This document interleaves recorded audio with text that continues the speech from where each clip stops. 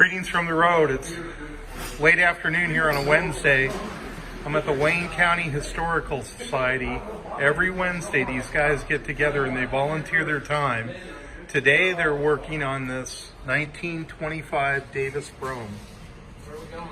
It's one of the cars that was manufactured here in Richmond, Indiana. Richmond is right on the border with Ohio on Interstate 70. And you wouldn't think that this would be a place where they would manufacture cars, but it was. And up there on the wall, this is really interesting. I've never really looked at this before. I've never really spent time here before. This is a map of Richmond.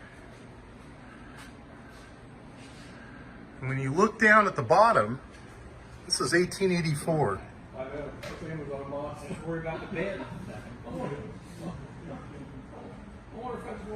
There's 125 businesses. Let's look at some of them. Chase Piano Company, Whitewater Tannery, WC Star Company, Robinson Machine Works, Haynes, Spencer and Company, Richmond City Millworks, Sedgwick Brothers, Wayne Agricultural Company, Guard Scott and Company, Pogue and Miller, Matthews and Winder, Fulton Boiler Works, Grand Opera House. So these guys get together once a week and they donate their time restoring vehicles. This is the one that they're working on right now. The engine in this that you just heard run is a Continental engine.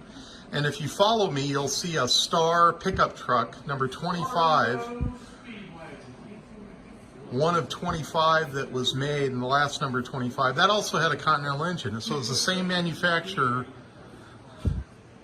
that made the engine for this car. So, and this is for my daughter Sarah. Look at Sarah, they got Halloween decorations. How cool is this?